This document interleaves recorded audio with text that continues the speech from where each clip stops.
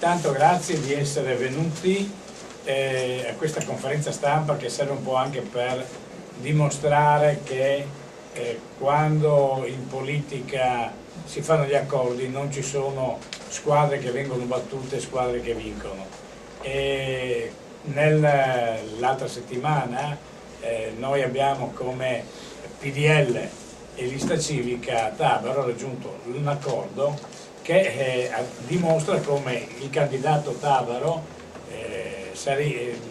sia il candidato del PDL e che le forze che si esprimono nella lista civica siano forze che nel complesso vanno a confluire nell'alveo del centrodestra e quindi in gran parte siano espressioni di voto che possono rientrare nel PDL. Quindi non è tanto, direi, una contrapposizione, ma è una integrazione di forze. Peraltro, mentre a Portogruaro il PDL si presenta col suo volto, il PD dall'altra parte si nasconde, cioè non c'è il PD forse perché questa è una buona notizia, non si presenta e si presenta solo nascosto dietro diverse liste civiche. Ecco.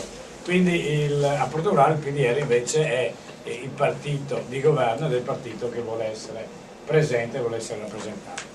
La lista civica rappresenta poi quella forza di aggregazione che raccoglie diciamo quelle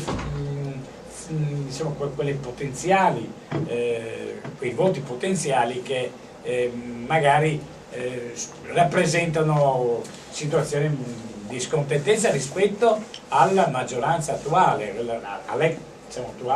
a quella che ha amministrato Portogruaro negli ultimi anni, perché ci sono molti scontenti e probabilmente questi scontenti trovano più facile magari aderire a esprimere la propria adesione a una lista civica piuttosto che a una forza che rappresenta il contrario rispetto a quella in cui si collocava. Noi sentiamo molto molto forte nel territorio il bisogno del cambiamento. L'esperienza del commissario, che ha rappresentato un po' una specie di pausa in una campagna elettorale purtroppo lunghissima.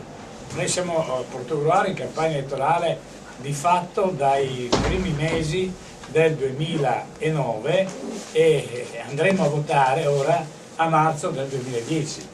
Una situazione che certamente ha permesso ai cittadini di conoscere cose che non avrebbe conosciuto, metodi di governo della precedente amministrazione che magari venivano nascosti dalla quotidianità o dalla abilità di chi governava nel gestire anche la comunicazione. È emerso che la trasparenza nella precedente amministrazione non era proprio il forte di quell'amministrazione. Situazioni di bilancio che emergono in maniera strana dimostrano come l'amministrazione che ha governato Portogruaro fino all'ottobre, del settembre del 2009 usasse, diciamo, gli strumenti della pubblica amministrazione non sempre con la chiarezza, con la direi lucentezza che dovrebbe avere un'amministrazione pubblica. E mi riferisco al caso Santa Cecilia, che però magari potrà essere oggetto di altre riflessioni. Quindi questa conferenza stampa proprio per sottolineare che il PDL, la lista civica, con l'appoggio della Lega che arriverà, con l'appoggio di altre forze che si stanno avvicinando, diverse anche rispetto a quelle che avevamo l'anno scorso, ci porteranno ad affrontare questa campagna elettorale, a concludere, direi piuttosto, questa lunghissima campagna elettorale con grandissime aspettative.